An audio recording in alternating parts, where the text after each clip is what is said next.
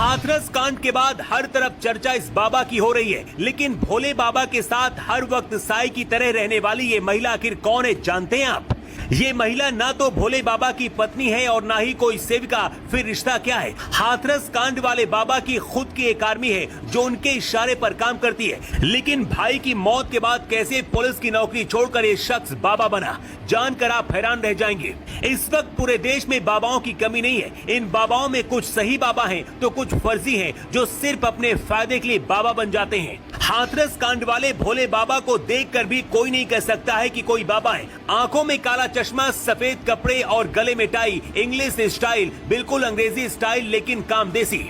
नारायण सरकार हरि और भोले बाबा के साथ बैठी इस महिला को हर कोई उनकी पत्नी अब तक समझ रहा था, लेकिन अब जो खुलासा हुआ है उसके बारे में जानकर आप भी अपना सिर पकड़ लेंगे। जिस बाबा के चरणों की धूल लेने के लिए भक्तों ने अपनी जिंदगी खत्म कर दी, वो बाबा इतना बड़ा कांडी निकलेगा, किसी ने सपने में भी नहीं सोचा था। अभी तक आपने भोले बाबा के जितने भी सत्संग देखे होंगे, वहाँ हमेशा ये महिला उनके बगल में बैठी होती है। इस महिला को भक्त माँ जी कहते हैं। हमको भी अभी तक यही लग रहा था कि ये महिला बाबा की पत्नी होंगी या फिर आश्रम की कोई सेविका होंगी जो उनके साथ हमेशा रहती है, लेकिन बाबा के साथ दिखने वाली ये महिला रिश्ते में उनकी मामी लगती हैं।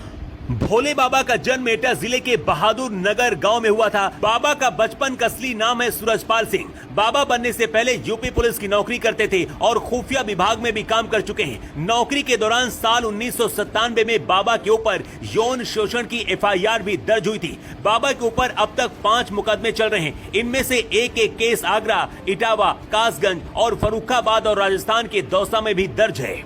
भोले बाबा उर्फ सूरजपाल 3 भाइयों में सबसे बड़े हैं। इनसे छोटे भाई राम प्रसाद की मृत्यु हो चुकी है। बताया जा रहा है कि भाई की मौत के बाद ही बाबा ने एक ट्रस्ट बनाया और बहादुरगढ़ में एक आश्रम की शुरुआत की। लोगों के मुताबिक बहादुर नगर में आश्रम खोलने के बाद भोले बाबा की प्रसिद्धि गरीबों के बीच तेजी से बढ़ी और लाखों लोग उनके अनुयायी बन गए। बताया जाता है कि भोले बाबा ने प्राइवेट आर्मी भी बना रखी है। उन्हें सेवादार कहा जाता है। हर मंगलवार को होने वाले कार्यक्रम की पूरी कमान यही सेवादार संभालते हैं। सेवादार देश भर से आने वाले श्रद्धालुओं की पानी, भोजन से लेकर ट्रैफिक की व्यवस्था भी करते हैं। हाथरस में 120 से ज्यादा लोगों की मौत के बाद योगी आदित्यनाथ ने भी बहुत बड़ा आदेश दिया है। सीएम योगी आदित्यनाथ ने कहा कि राज्य सरकार इस घटना की तह तक जाएगी। ये पता किया जाएगा कि ये सिर्फ घटना है या फिर कोई साजिश, और आरोपियों को कड़ी से कड़ी सजा दी जाएगी ताकि हमेशा के लिए वो नजीर बन जाए।